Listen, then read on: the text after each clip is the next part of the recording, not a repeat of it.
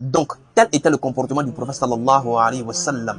Il n'était pas dans les faux trucs en fait. C'était quelqu'un qui réfléchissait beaucoup, qui agissait toujours, n'est-ce pas, dans le bon sens en fait, et qui méditait surtout beaucoup.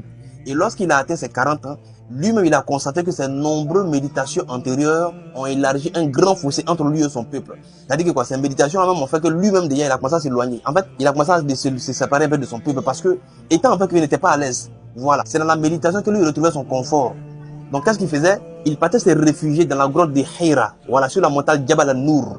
Voilà, il se munissait d'eau et de nourriture. C'est-à-dire qu'il prend sa nourriture, son eau, il va là-bas, il mange, il boit, il médite. Tu vois un peu, non? Il passe toute la journée là-bas. Et concernant cette grotte agréable, la grotte de Hira là, c'est tout simplement une grotte, n'est-ce pas, de 4 coudées de long et 1,75 mètres, n'est-ce pas, de largeur. Le prophète sallallahu alayhi wa sallam, il partait passer, n'est-ce pas, du temps dans cette grotte-là. Et parfois, les pauvres le rejoignaient, il les nourrissait des pauvres, il était bienveillant. Et il passait toute, n'est-ce pas, sa journée à la réflexion, à la méditation, en train de contempler l'univers. Pourquoi? Parce que l'associationnisme absurde de son peuple ne le rassurait pas.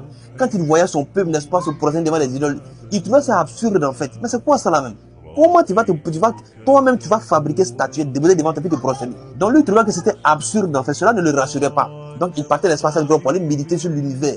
Tu vois un peu? Parce que quand tu vois le ciel, la terre, ainsi que toutes les merveilles qui se passent dans ce monde-là, et dire que c'est ces petites créatures qui ont créé là, non, il n'est pas clair.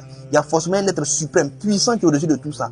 Et lui partait réfléchir à chaque fois. Mais en même temps, il ne disposait pas de voix claire. C'est-à-dire rien n'était encore clair dans sa tête, quoi. Tu vois, il n'avait pas encore trouvé de réponse à ces nombreuses méditations. Certes, il savait qu'il y avait un Seigneur, un créateur au-dessus de tout ça. Donc il réfléchissait beaucoup, mais il n'avait pas de voie claire, de direction, tu vois, non, mais c'était ça. Mais il continuait quand même, tu vois. Et c'est pourquoi les savants disent que son choix de la solitude, là, c'était tout simplement un aspect de la guidance d'Allah à son égard.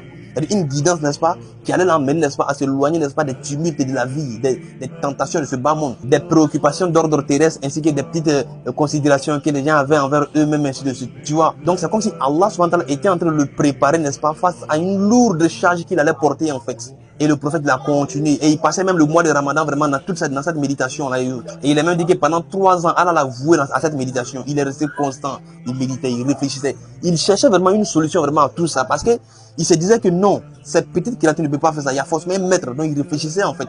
Tu vois, donc c'est comme si c'est Allah même qui était en train de le préparer à ça. Et dans cette méditation, il réfléchissait, n'est-ce pas, au créateur de l'univers, avec le Seigneur de l'univers, sans avoir de voix claire, en fait. Et lorsque le prophète Mohammed sallallahu alayhi wa sallam a atteint ses 40 ans pleins, qu'on appelle la pointe de la perfection, qui selon certains savants, c'est l'âge à laquelle Allah il choisit ses prophètes. Et tu vois que la plupart des prophètes, même là, c'est toujours à 40 ans, n'est-ce pas, que Allah les établissait prophètes, toujours.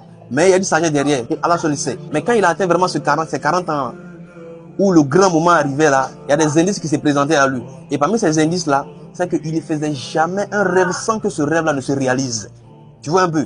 Et cela a duré au moins 6 mois. Chaque fois que le prophète rêvait, ce rêve-là finissait par se réaliser. Et c'est ce qu'on appelle des rêves vrais qui constituent les 46e branche de la prophétie. Et maintenant, c'est au mois de Ramadan de la 3e année de la solitude dans la grotte de Hira. Parce qu'on a dit, il a fait 3 ans, n'est-ce pas, en train de méditer. Tu vois un peu? C'est suite à cela qu'Allah subhanahu wa ta'ala, il a voulu inonder l'humanité vraiment de sa clémence et de sa lumière en choisissant le prophète sallallahu alayhi wa sallam comme messager et dernier prophète envoyé à toute l'humanité. Et il a envoyé l'ange Jibril alayhi salam pour lui réciter des versets et lui faire savoir qu'il a été établi prophète. Et selon l'observation faite par les savants ainsi que les archéologues, ils sont convenus à dire que cela s'est passé le 21 du mois de Ramadan, dans la nuit du Ramadan, ce qui correspond exactement au 12 avril en l'an 610. Sallallahu alayhi wa sallam. Tu veux la suite de l'histoire? Tu veux savoir ce qui s'est passé en ce moment par la suite? Alors, apprends cette histoire, maîtrise-la, transmets-la et surtout mets un commentaire au suivant. Nous allons continuer, incha'Allah ta'ala. Allahumma salli wa sallim ala sayyidina Muhammad.